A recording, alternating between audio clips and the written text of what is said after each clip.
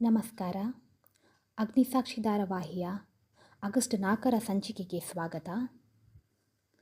ಆಫೀಸ್ನಲ್ಲಿ ಅಗ್ನಿ ಮತ್ತು ಸಾಕ್ಷಿಯ ನಡುವೆ ಬಿರುಕು ಮೂಡಿದ ಬೆನ್ನಲ್ಲೇ ಇತ್ತ ಮನೆಯಲ್ಲಿ ಸಾಕ್ಷಿಯ ಮದುವೆ ಹಾಗೂ ಭವಿಷ್ಯಕ್ಕೆ ಸಂಬಂಧಿಸಿದಂತೆ ಹೊಸ ನಿರ್ಧಾರಗಳು ರೂಪುಗೊಳ್ಳುತ್ತಿವೆ.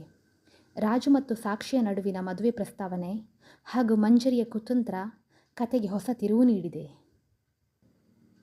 ಆಫೀಸ್ನ ಗೊಂದಲಗಳ ನಡುವೆ ಇತ್ತ ನಾರಾಯಣ್ ಸಾಕ್ಷಿಯ ಜೀವನದ ಬಗ್ಗೆ ಚಿಂತಿತರಾಗಿದ್ದಾರೆ. ಸಾಕ್ಷಿಗೆ ಸೂಕ್ತವಾದ ಒಳ್ಳೆಯ ಬಾಳ ಸಂಗಾತಿಯನ್ನು ಹುಡುಕಬೇಕೆಂಬ ಯೋಚನೆಯಲ್ಲಿರುತ್ತಾರೆ. ಈ ಸಮಯದಲ್ಲಿ ಭೂಮಿ ರಾಜು ಎನ್ನುವ ವ್ಯಕ್ತಿಯ ಒಳ್ಳೆಯ ಗುಣಗಳು, ಕ್ಯಾರೆಕ್ಟರ್ ಹಾಗೂ ಆತನ ಪ್ರಾಮಾಣಿಕತೆಯ ಬಗ್ಗೆ ನಾರಾಯಣ್ ಅವರ ಬಳಿ ಮಾತನಾಡುತ್ತಾಳೆ. ರಾಜುನ ಗುಣನಡತೆಗಳನ್ನು ಕೇಳಿದ ನಾರಾಯಣ್ ಸಾಕ್ಷಿಗೆ ರಾಜು ಸೂಕ್ತ ಜೋಡಿಯಾಗಬಲ್ಲ ಎಂಬ ನಿರ್ಧಾರಕ್ಕೆ ಬರುತ್ತಾರೆ. ಸಾಕ್ಷಿಯ ಭವಿಷ್ಯಕ್ಕೆ ರಾಜು ಸೂಕ್ತ ನಾಯಕ ಎಂದು ಭಾವಿಸುವ ನಾರಾಯಣ್ ಇವರಿಬ್ಬರ ಸಂಬಂಧದ ಬಗ್ಗೆ ಗಂಭೀರವಾಗಿ ಆಲೋಚಿಸಲು ತೊಡಗುತ್ತಾರೆ.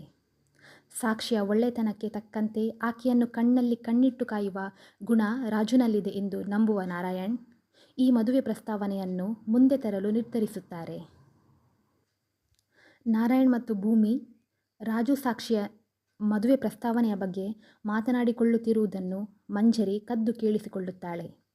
ಸಾಕ್ಷಿ ರಾಜು ಜೊತೆ ಒಂದಾಗಿ ನೆಮ್ಮದಿಯಿಂದ ಇರುವುದು ಮಂಜರಿಗೆ ಸಲ್ಲವೇ ಸಲ್ಲದ್ದು.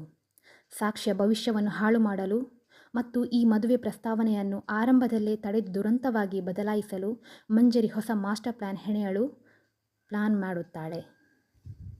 ಇನ್ನೊಂದೆಡೆ ನಿನ್ನೆಯ ಸಂಚಿಕೆಯಲ್ಲಿ ಮೀಟಿಂಗ್ನಲ್ಲಿ ಸಾಕ್ಷಿ ತನ್ನ ಧ್ವನಿಯಾಗಿದ್ದನ್ನು ಅರಗಿಸಿಕೊಳ್ಳಲಾಗದ ಅಗ್ನಿ ಇನ್ನೂ ಅಸಮಾಧಾನದಲ್ಲೇ ಇದ್ದಾನೆ. ತನ್ನ ಸ್ವಾಭಿಮಾನಕ್ಕೆ ಪೆಟ್ಟು ಬಿದ್ದಿದೆ ಎಂಬ ಭಾವನೆಯಲ್ಲಿರುವ ಅಗ್ನಿ ಸಾಕ್ಷಿಯ ಜೊತೆ ಅಂತರ ಕಾಯ್ದುಕೊಳ್ಳಲು ಯತ್ನಿಸುತ್ತಾನೆ. ಆದರೆ ಸಾಕ್ಷಿಯ ಮದುವೆ ವಿಚಾರದ ಈ ಹೊಸ ಟ್ವಿಸ್ಟ್ ಅಗ್ನಿಯ ಮನಸ್ಸಿನಲ್ಲಿ ಏನೆಲ್ಲ ಸಂಚಲನ ಮೂಡಿಸಲಿದೆ ಎಂಬ ಸಸ್ಪೆನ್ಸ್ ನಿರ್ಮಾಣವಾಗಲಿದೆ. ಹೀಗೆ ಇಂದಿನ ಸಂಚಿಕೆಯು ಸಾಕ್ಷಿಯ ಜೀವನದಲ್ಲಿ ರಾಜುನ ಹೊಸ ಎಂಟ್ರಿ, ನಾರಾಯಣರ ಮದುವೆ ಪ್ರಸ್ತಾವನೆ ಹಾಗೂ ಮಂಜರಿಯ ದುಷ್ಟ ಸಂಚಿನ ನಡುವೆ ಕೊನೆಗೊಂಡಿದೆ. ಸಾಕ್ಷಿ ಮತ್ತು ರಾಜುನ ಮದುವೆ ಪ್ರಸ್ತಾವನೆಯನ್ನು ಕೆಡಿಸಲು ಮಂಜರಿ ಏನು ಮಾಡಲಿದ್ದಾಳೆ? ಸಾಕ್ಷಿ ಮತ್ತೊಬ್ಬರ ಜೊತೆ ಮದುವೆಯಾಗುವ ವಿಷಯ ತಿಳಿದು ಅಗ್ನಿ ಸುಮ್ಮನಿರುತ್ತಾನಾ? ಮುಂದಿನ ಸಂಚಿಕೆಯಲ್ಲಿ ತಿಳಿಯೋಣ.